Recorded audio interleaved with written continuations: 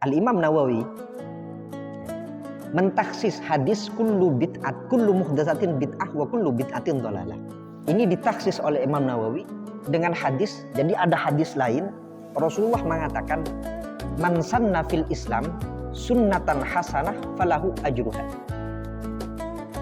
Barang siapa sannah ini adalah orang yang berbuat pertama kali. Ini dalam bahasa Arabnya sannah, orang yang memulai. Jadi nggak ada orang berbuat seperti ini moro-moro dia buat seperti ini, memulai kebaikan ya.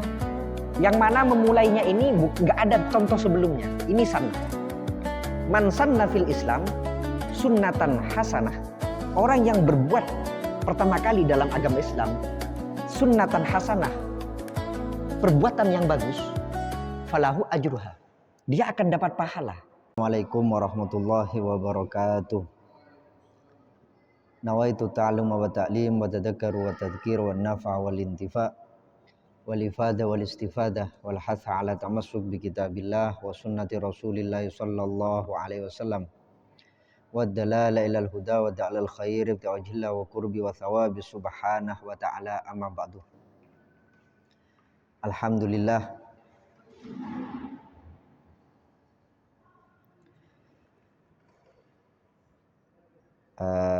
sekarang insyaallah setiap pemateri akan beda-beda materinya, dan kami di sini akan membahas adillah atau dalil-dalil amalan ahlu sunnah wal jamaah, dalil-dalil amaliyah, amalan kita sebagai ahlu sunnah wal jamaah. Sebagaimana contoh umpama kenapa kita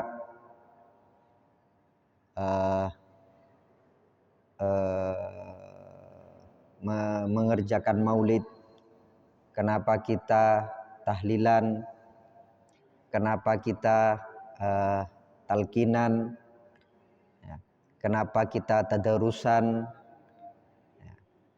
dan lain sebagainya. Ini yang perlu kita juga memahami bagaimana sejatinya ajaran baginda Nabi besar Muhammad sallallahu alaihi wasallam. Kita mulai dengan masalah bid'ah. Sering kita dengar dari saudara-saudara kita, itu bid'ah, itu syirik, ya, itu tidak diajarkan oleh Rasulullah sallallahu alaihi wasallam. Rasulullah tidak pernah mengerjakan, kenapa kamu mengerjakan? Apa iya yang tidak dikerjakan Rasulullah sallallahu alaihi wasallam tidak boleh kita kerjakan? Ini harus biar kita memahami sehingga kita dalam beribadah tenang. Di dalam beribadah kita tenang ya. Jadi ketika kita tahlilan umpama, kemarin dengar ada Ustadz Fulan, ada anu Fulan, tahlilan nggak boleh, di zaman Rasulullah nggak ada tahlilan, sehingga tahlilan kita bingung, ini boleh apa enggak, kan gitu. Diundang maulid, ini boleh apa enggak, sehingga kita bingung. Oleh karena itu kita harus memahami bagaimana semestinya, apa semestinya. Sebenarnya berangkat sering yang kita dengar itu dikerjakan Rasulullah apa enggak. Pertanyaannya, apakah yang tidak dikerjakan Rasulullah tidak boleh kita kerjakan? Itu pertanyaan pentingnya di sana. Selalu yang sering dibawa tentang hadis kullu bid'atin dhalalah wa kullu dhalalatin finnar. Setiap hal yang bid'ah itu tersesat, dan hal yang tersesat itu akan masuk neraka. Hadis ini yang sering diulang oleh saudara kita.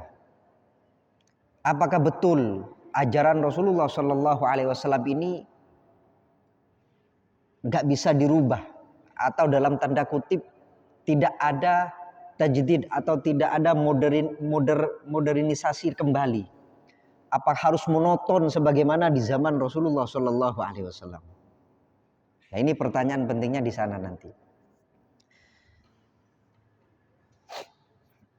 Al bid'ah, apa bid'ah itu? Ma ahdatsa ala ghairi mithalis sabiq. Yang dikatakan bid'ah itu adalah sesuatu yang tidak pernah dikerjakan sebelumnya. Hal yang terjadi yang belum terjadi sebelumnya. Itu bid'ah.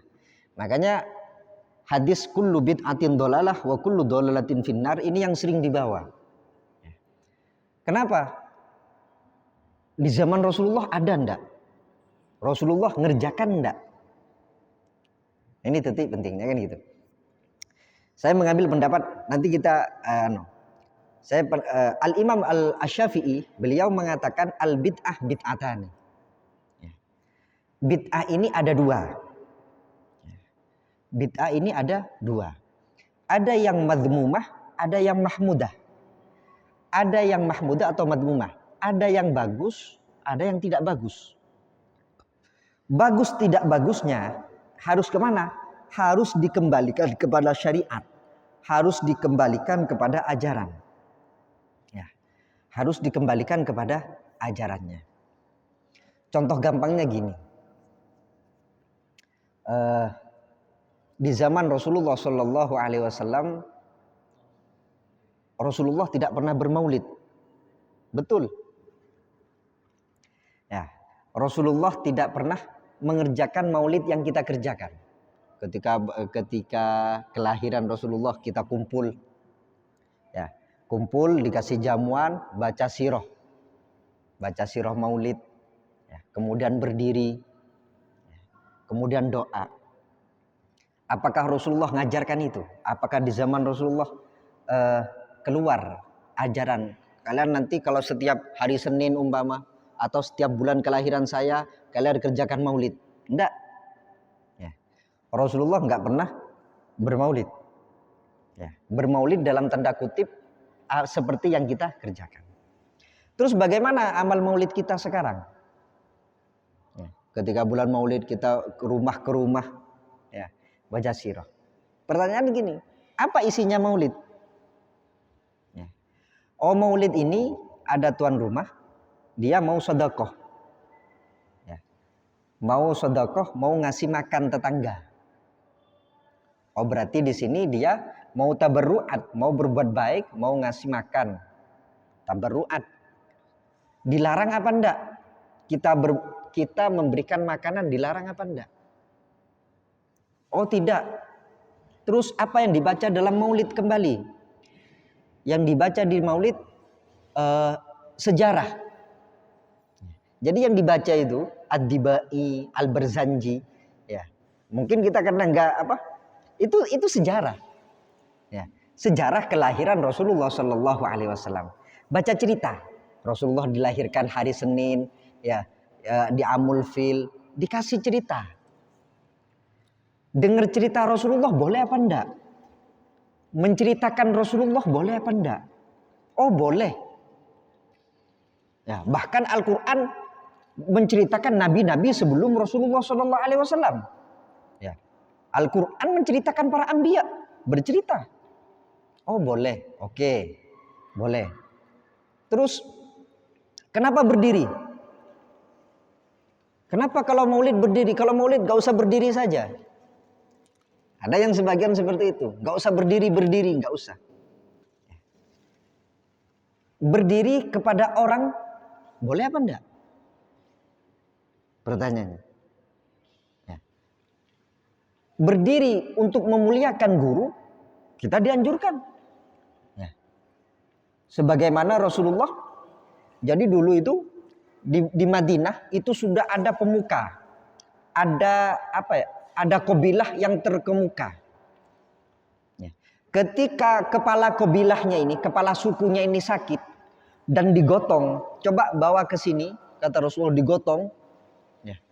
Rasulullah mengatakan, "Qumu li sayyidikum." Lah, kalian ini berdiri loh, ini ada tuan kalian. Ya.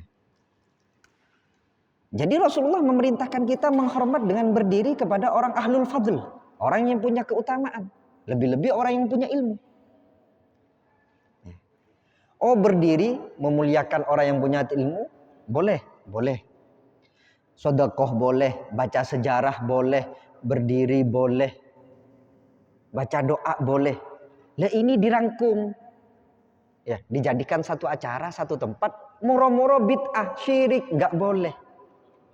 Nah ini di mana? Ya. Kalau secara gampangnya, ya, ini ada apa?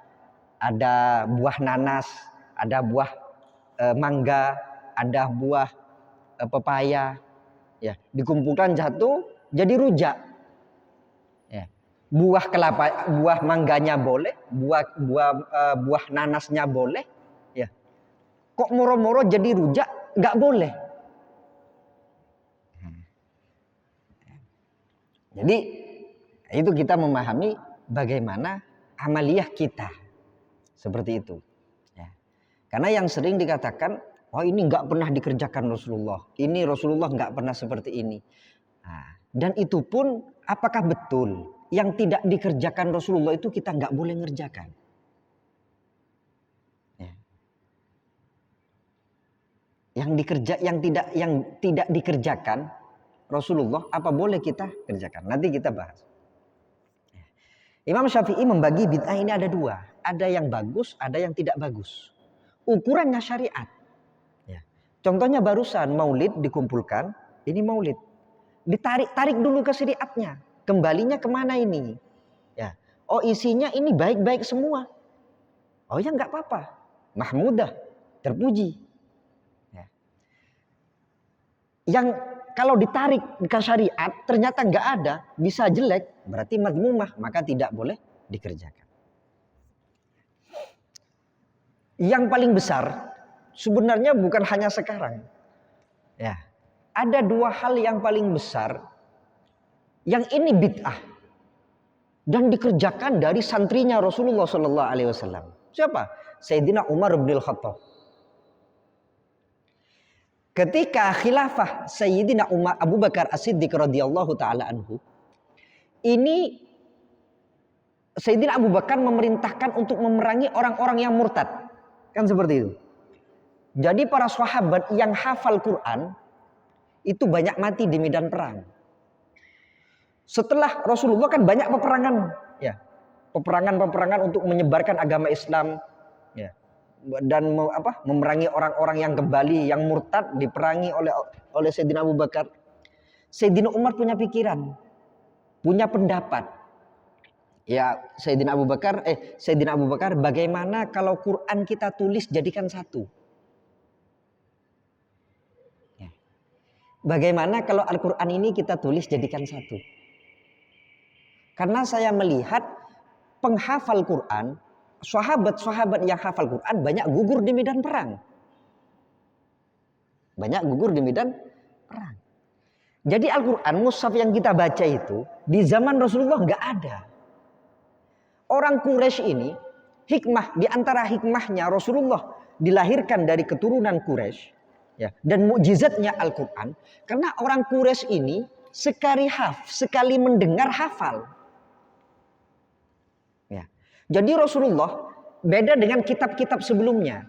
Al-Quran ini turunnya tadrij, bertahap.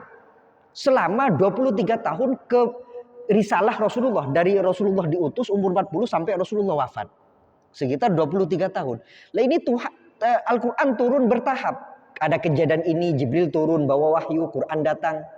Ya, ayat Al-Quran datang, Rasulullah sampaikan, sahabat kadang nulis di pelapah kurma, kadang di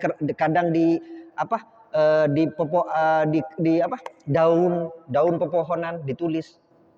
Ya, setelah dihafal ditulis tujuannya yang nggak hadir itu disampaikan, ini wahyu baru datang, disampaikan kepada sahabat yang lain. Ini terpencar. Rasulullah wafat belum ada mushaf itu. Ya. Maka kalau kita mengatakan bid'ah nggak boleh, yang nggak boleh pertama ayat mushaf Quran itu. Ya. Nah, jadi Sayyidina Umar mengatakan kepada Sayyidina Abu Bakar, kita harus mengumpulkan Quran. Kalau Quran ini nggak dikumpulkan, hilang. Kenapa? Yang hafal Quran banyak akan mati dan banyak yang mati di medan perang. Banyak yang mati di medan perang. Jadi kalau kita mengartikan kullu bid'atin dhalalah wa kullu dhalalatin finnar, ya, cuman dia bacanya hadis itu terus terjemahan lagi, belum difahami lagi, ya. Maka setiap perkara yang bid'ah tersesat, yang tersesat masuk neraka. Nah, ini santri yang sering ngaji di depan Rasulullah memahami bid'ah, hadis barusan nggak seperti itu. Andai kata difaham seperti itu, tentunya Sayyidina Umar nggak mau mengumpulkan Quran. Sayyidina Abu Bakar nggak mau mengumpulkan Quran. Boh, ini dilarang Rasulullah, nggak boleh bid'ah. Ya, nah, ini pemahaman santrinya Rasulullah Shallallahu Alaihi Wasallam. Apakah Sayyidina Umar, Sayyidina Abu Bakar nggak dengar hadis kullu bid'atin dhalalah? Dengar, tahu. Wa kullu dhalalatin finnar. Apakah Sayyidina Abu Bakar, Umar, Utsman, Ali, Khulafaur Rasyidin, tabi'in, Sayyidina Al-Hasan, Sayyidina Al-Husain, apa nggak dengar hadis ini? Dengar. Kalau memang hadis ini dipakai hal yang nggak dikerjakan Rasulullah, nggak boleh dikerjakan, tentunya Sayyidina Umar nggak akan mengumpulkan Quran.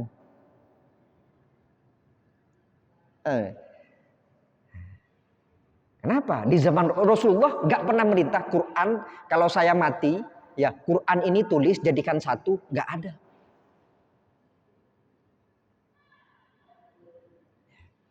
Ini kalau kita bicara bagaimana konsep bid'ah tersebut.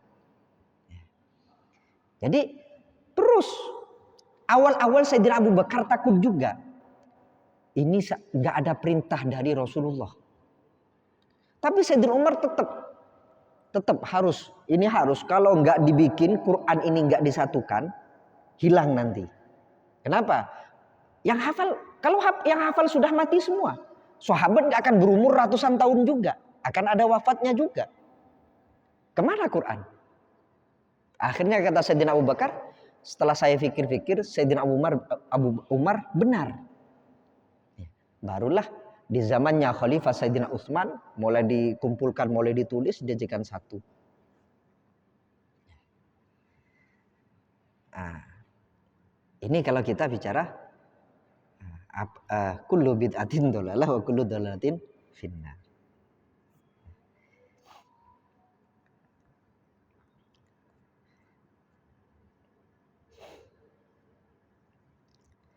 Kemudian Al-Imam Nawawi mentaksis hadis kullu muhdatsatin bid'ah wa kullu bid'atin dhalalah.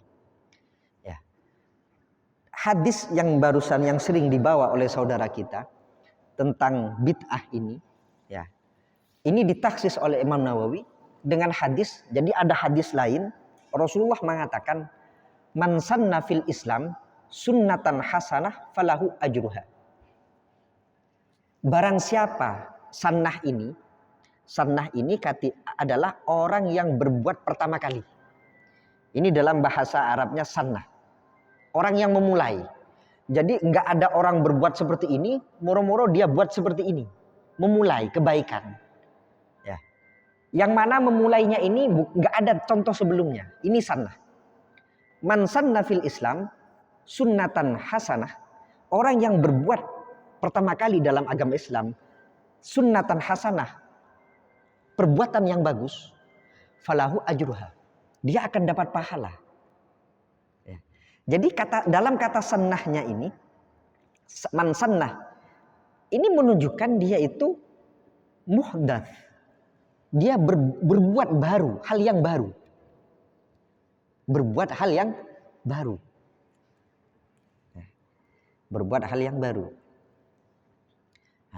Berarti kata Imam Nawawi, berarti orang yang berbuat hal yang baru tapi bagus, dia dapat pahala.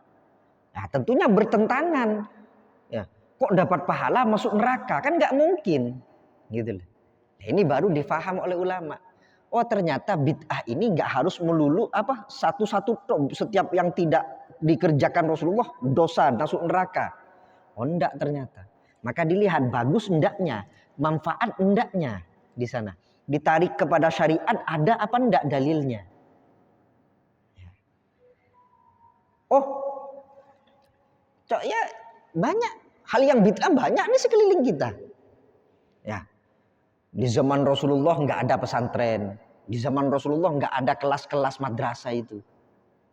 Ya, pendidikan Rasulullah halakoh kumpul gitu, nggak ada jenjang-jenjang seperti itu.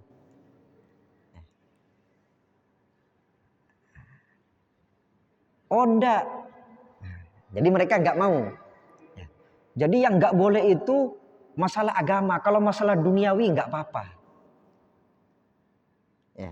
Jadi saudara kita yang memaham kullu bid'atin dolalah wa kullu dolalatin finnar. Ya. Setiap yang bid'ah sesat di neraka. Ini kan setiap yang semua perkara bid'ah. Kita dari ahlu sunnah membagi dua. Ada yang bagus, ada yang tidak bagus.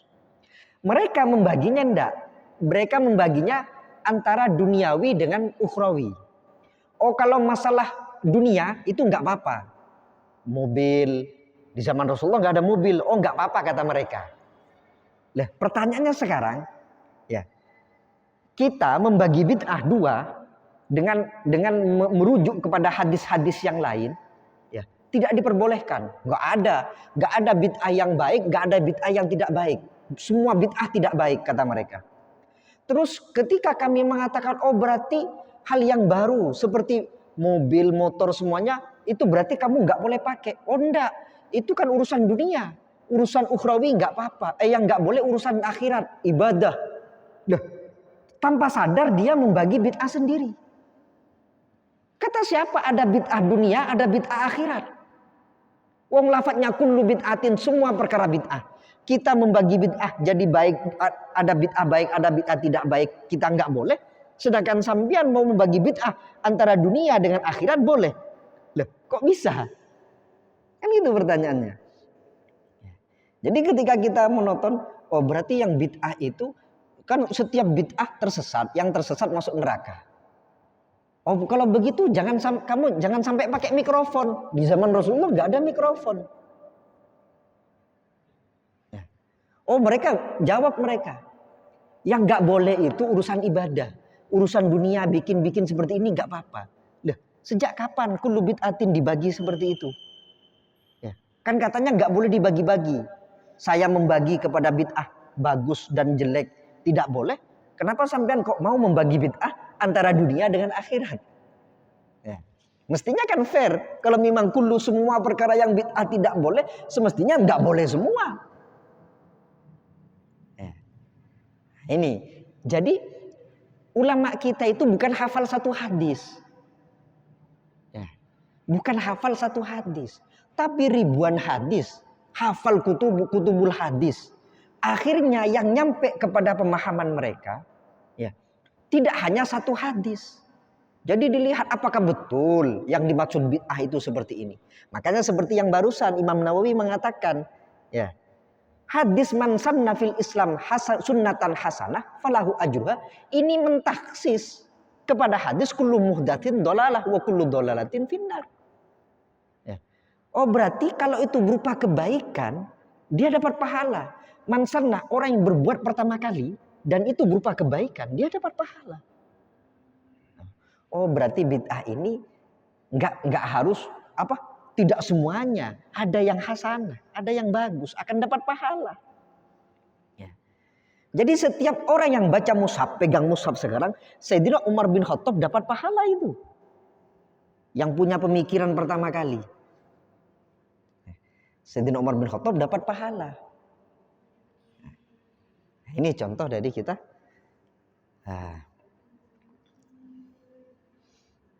Sekarang pertanyaannya gini. Hal yajuzu an na'mala amalan lam ya'malhu Rasul sallallahu alaihi wasallam. Apakah kita boleh mengerjakan sesuatu yang tidak pernah dikerjakan Rasulullah sallallahu alaihi wasallam? Jadi mereka kan bawa-bawa gini. Rasulullah enggak tahlilan, Rasulullah enggak maulidan, Rasulullah enggak gini, Rasulullah enggak gini, Rasulullah enggak talqin mayit. Rasulullah tidak mengerjakan. Apa betul yang tidak dikerjakan Rasulullah tidak boleh kita kerjakan? Nah ini pertanyaannya. Ya. Maka kita paham sekarang, ya, kita merujuk. Definisi dari para ulama, hadis itu apa? Ya. Jadi sumber syariat ini Al-Quran, hadis kan gitu. Ya. Kalau nggak nemukan Al-Quran, cari di hadis. Hadis itu apa? Maka ulama mengatakan hadis ini qauluhu wa fi'luhu wa takriratuhu. Debuna Nabi Muhammad, perkataan Rasulullah SAW, pekerjaan Rasulullah SAW, pengakuan Rasulullah SAW. Umpama kalau yang pekerjaan debuna Rasulullah debu umpama innamal a'malu binniyat. Ya. Pekerjaan itu butuh niat. Itu berarti ada di sini ada debu dari Rasulullah.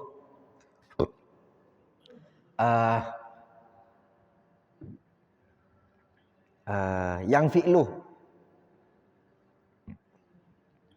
apa ya lafaz hadisnya itu biasanya pakai kana Rasulullah Shallallahu Alaihi Wasallam, disebutkan Rasulullah itu seperti ini ya, Rasulullah itu seperti ini. Berarti dia pekerjaan sehari-hari Rasulullah seperti itu hadis. Yang ketiga takrir, pengakuan Rasulullah Shallallahu Alaihi Wasallam. Pernah suatu ketika Rasulullah Shallallahu Alaihi Wasallam itu ada sahabat berbuat seperti ini, Rasul diam umpama. Ya. Contohnya kalau nggak salah ya. Jadi ketika ada sahabat memakan hewan dob. Hewan dob ini apa? Seperti berekai, tapi itu hewan gurung pasir. Ya, beda, hanya bentuknya mirip, tapi beda. Ya. Beda.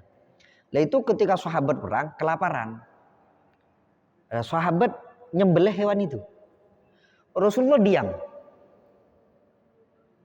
Ya. Rasulullah ini pembawa syariat, pembawa wahyu, pembawa syariat. Kalau itu haram, Rasulullah akan bilang, nggak boleh, jangan dimakan. Akan bilang. Jadi ketika Rasulullah diam, berarti itu menunjukkan boleh. Ya. Rasulullah nggak bicara, Rasulullah nggak berbuat, Rasulullah nggak ikut makan. Ya. Hanya Rasulullah diam. Berarti mengiyakan perbuatan sahabat barusan. Ya. Jadi itu ada hewan gurun pasir, dob namanya. Ya. Itu boleh dimakan. Ya. Bentuknya memang kayak apa? Kayak biawak, tapi beda. Ya. Tapi Rasulullah nggak makan, Rasulullah nggak bilang kamu nyembelih ini enggak. Tapi sahabat nyembelih, Rasulullah diam. Ini takrir, pengakuan Rasulullah SAW. Ini jadi hukum, ini hadis. Ya, perkataan Rasulullah, pekerjaan Rasulullah, pengakuan Rasulullah. Tidak ada kata-kata dalam hadis itu watarkuhu yang ditinggalkan Rasulullah. Tidak menjadi hukum. Hal yang tidak dikerjakan Rasulullah tidak haram. Betapa banyak hal yang tidak dikerjakan Rasulullah.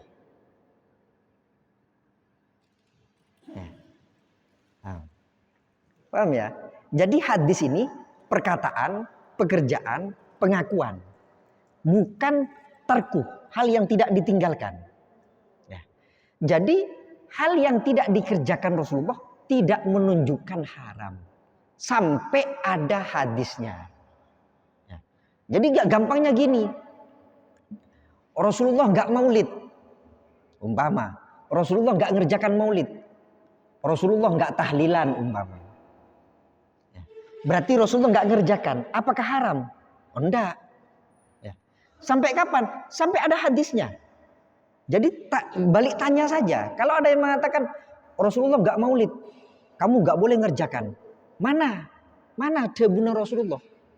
Apakah ya ada sabda Rasulullah? La taf'alul maulid. Apakah ada larangan kata-kata Rasulullah atau pekerjaan Rasulullah melarang kita dengan detail ya untuk tidak mengerjakan maulid? Nggak ada. Ya. Jadi nggak kira nemu juga. Ya. Jadi kan mereka berlandasan Rasulullah nggak tahlilan. Tidak ngerjakan ya. Apakah haram? Ya. Lah, tidak ngerjakan Rasulullah ini bukan hadis. Gitu loh. Jadi tidak langsung menunjukkan haram sampai ada hadisnya. Jadi gampangannya, kalau kita dilarang, kamu jangan tahlilan, Rasulullah nggak tahlilan.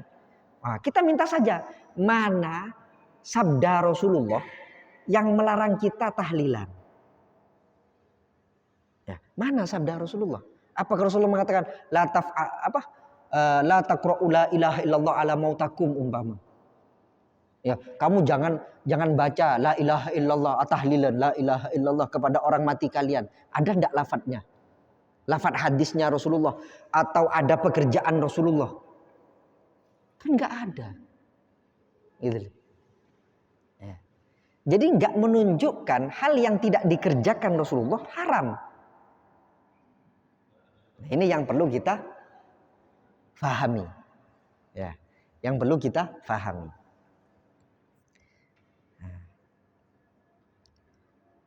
Maka pertanyaan tadi, apakah kita boleh mengerjakan pekerjaan yang tidak pernah dikerjakan Rasulullah? Maka jawabannya, kalau nas-nas Quran, sunnah menguatkan pekerjaan tadi, karena mimbabil khair, ya karena termasuk kebaikan, ya seperti membuat madrasah, membuat fakultas, membuat majelis dzikir, membaca qiraatul qissatul maulid Nabi, ya. Maka nggak apa-apa. Allah Subhanahu wa taala, nah ini kita disuruh memahami. Ayat Quran, adanya ayat Quran itu wa ma nahakum anhu fantahu. Ya. Yang ada dalam ayat Al-Qur'an, ayatnya wa ma nahakum anhu fantahu. Apa yang saya larang kepada kalian, tinggalkan. Ya.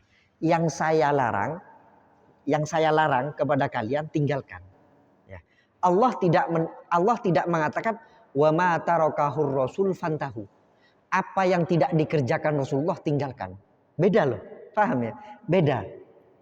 Ya. Beda. Jadi mereka melarang kita bermaulid, melarang kita tahlilan, ya. Seakan-akan mengatakan wa ma tarakahur rasul fantahu. Yang tidak dikerjakan Rasulullah tinggalkan. Padahal ayat Qur'annya ini bukan ayat Qur'annya yang ada, padahal adalah wa ma nahakum anhu fantahu. Apa yang saya larang tinggalkan. Yang dilarang. Bukan yang tidak dikerjakan. Paham ya? Jadi tidak semua yang tidak dikerjakan Rasulullah ini menunjukkan tidak bolehnya. Ya, tidak bolehnya hal tersebut. Ada cerita ya,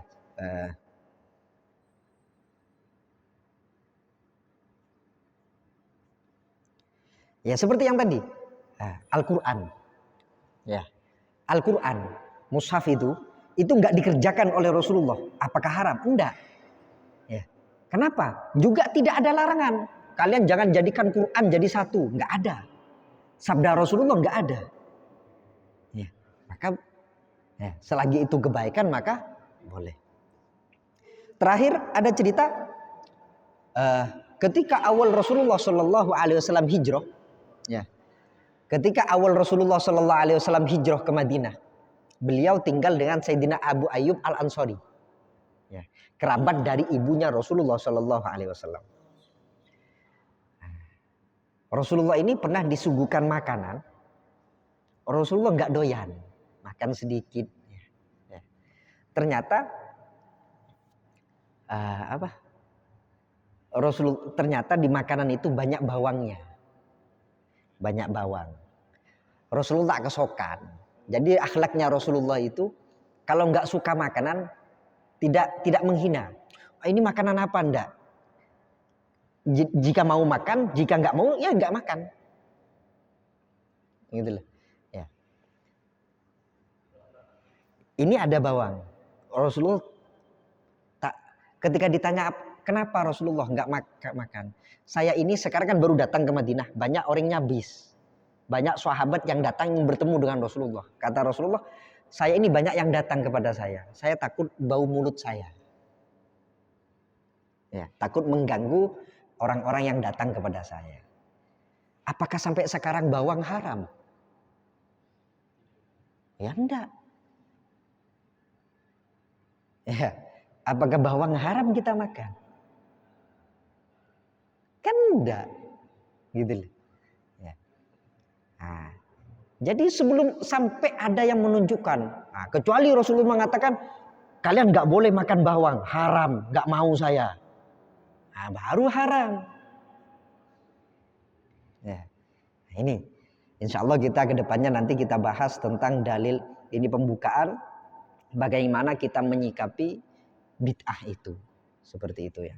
Nanti kita akan kita sebut, insya Allah minggu depan ya kita akan bahas tentang maulid, ya. Bagaimana maulid itu sebenarnya, seperti itu. Ya. Semoga amal ibadah yang kita kerjakan diterima oleh Allah Subhanahu Wa Taala. Ya. Selebihnya kita tanya jawab, yang saya bisa jawab saya jawab. Ya.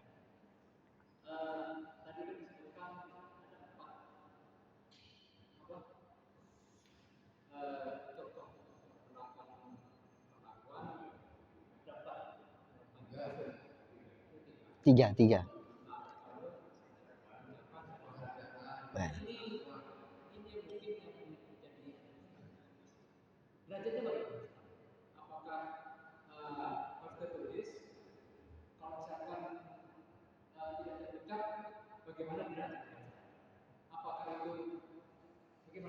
Ya.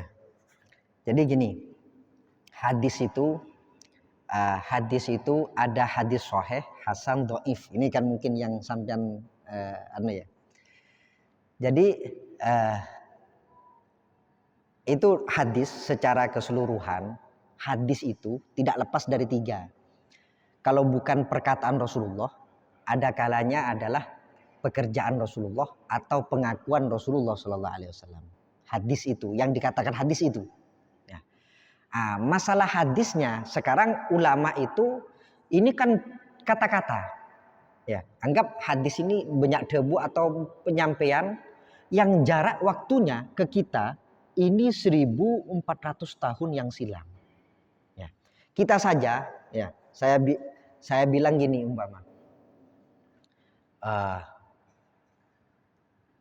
Sampean dilarang merokok umpama. Ini kata-kata saya, sampean dilarang merokok. Ini sampean keluar dari masjid ini, ya, satu persatu nyampaikan ke keluarganya, barusan Ustadz bilang di masjid tidak boleh merokok. Ini kan sudah beda. Artinya sama, bentuknya beda. Paham ya? Saya bilang sampean jangan merokok. Sampean bilang ke keluarganya, Ustadz barusan bilang dilarang merokok. Lah, kata-kata yang seperti ini yang dijaga oleh ulama. Ya. Jadi kenapa ada kategori hadis sahih, ada kategori hadis hasan? Nah, maka ulama memberikan standar. Ya. Nyampainya lafaz hadis ini kepada saya dari siapa? Nah, maka dicarilah ulama. Guru saya ini, gurunya ini, dilihat biografinya. Ya. Hadis sahih itu adalah ketika sanadnya memenuhi syarat-syarat yang ditentukan. Seperti apa? Ini dari sini ke sini ke sini. Ini hadis sahih itu setiap orang-orangnya, sanadnya dalam ilmu hadis itu adalah orang yang hafal, orang yang dobit. Dalam istilah ilmu hadisnya dobit, hafal. Jadi apa yang disampaikan itu cekak. Ini hafalannya kuat. Ya. Maka ketika hadis sahih berarti dari lafadznya Rasulullah, dari sahabat turun ke tabi'in, ya, tabi'innya dilihat ini siapa yang nyampaikan, yang dapat hadis ini. Oh, ini orangnya pintar, hafal, tidak fasik. Ya, adil, jujur. Nah, ke bawahnya lagi. Ketika memenuhi standar hadis sahih, nyampainya ke Imam Bukhari, ke Imam Muslim, oh berarti ini hadisnya sahih. Nah, hadis sahih ini dalam keilmuan hadis ketika ditinjau dari sanadnya atau dari matannya tidak ada yang bermasalah. Oh berarti hadisnya ini lafadznya kuat. Seperti itu maksudnya. Ya, terserah hadisnya berupa perkataan, berupa pekerjaan atau berupa pengakuan, terserah yang mana saja. Yang penting nyampainya hadis kepada kita ini betul-betul dijaga. Jadi guru ke guru itu memenuhi standar semua. Jadi standarnya itu hafal, fiqh, amanah, adil, tidak fasik. Ya. Jadi tidak fasik. Terus tidak fasik ini maksudnya kata-katanya itu memang selalu jujur. Ya, tak pernah congocoh. Ya. Jadi umpama ada teman sampean, ini sering congocoh. Ya. Ini munanu congocoh tok deh. Maka itu kan nggak bisa mengabarkan ketika sampean duduk, terus benak kentok. Kalau ini sampean setiap harinya ini bohong, gurau, maka nggak ikut pendapatnya nggak apa-apa. Tapi kalau orang ini setiap harinya sudah nggak pernah bohong, saya kebentar bener tok, ya. Maka ketika sampean tidur, temannya ini bilang kamu kentut barusan, walaupun sampean nggak merasa kentut, sampean harus ambil wudhu karena orangnya adil. Jadi rijalul sanadnya hadis ini harus yang sahih, memenuhi standar. Ketika ada satu umpama ini sahabat ini tabiin nyampe ke kita. Satu saja bermasalah. Ya. Oh ini yang nyampaikan hadis ini hafalannya nggak kuat. Nggak kuat, bukan nggak hafal, nggak kuat hafalannya. Oh kata ulama, oh ini berarti hadis hasan. Di bawahnya hadis sahih. Ya. Jadi derajat sahih, hasan, dhaif ini ditinjau dari ilmu hadis. Ya.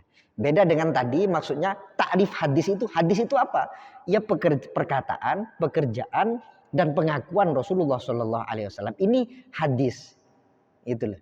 Jadi yang disampaikan hadis ini ya membeni dawuh Rasulullah, sekelaku Rasulullah atau pengakuan Rasulullah Shallallahu Alaihi Wasallam. Masalah derajat hadisnya kuat, hasan, dhaif ini tergantung bagaimana nyampainya hadis kepada kita, dilihat dari sanadnya seperti itu. Jadi ada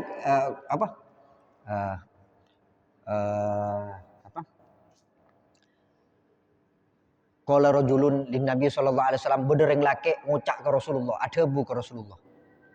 Ini dalam ilmu hadis beda dengan ada langsung disebut umpama ya. Qala Abu Bakar As-Siddiq li Rasulillah umpama.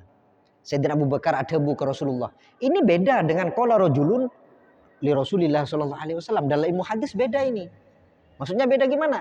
Lah, ini kok ada nyampaikan hadis enggak tahu orangnya, kok cuman rajul. Kok enggak disebut namanya?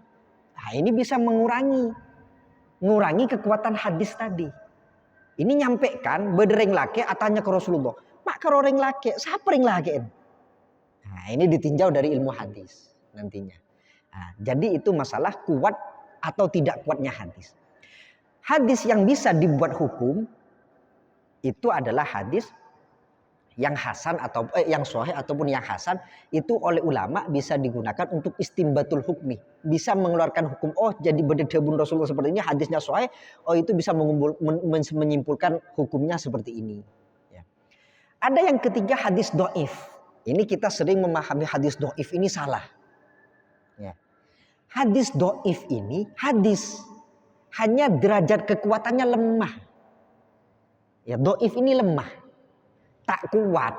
Kok tak kuat itu mun ikebaya hukum nyari sekuat bae gelu. Ya. Cari yang kuat saja untuk istimbatul hukmihnya. Ya. Makanya ulama mengatakan kalau dhaif ini boleh diamalkan fi fadhailil a'mal, di dalam amal-amal yang butuh yang di dalam keutamaan amal. Ya. Jadi hadis dhaif hanya derajat kuat dan tidak kuatnya itu di dalam ditinjau dari ilmu hadisnya tidak kuat seperti itu. Yang bukan hadis itu hadis maudhu.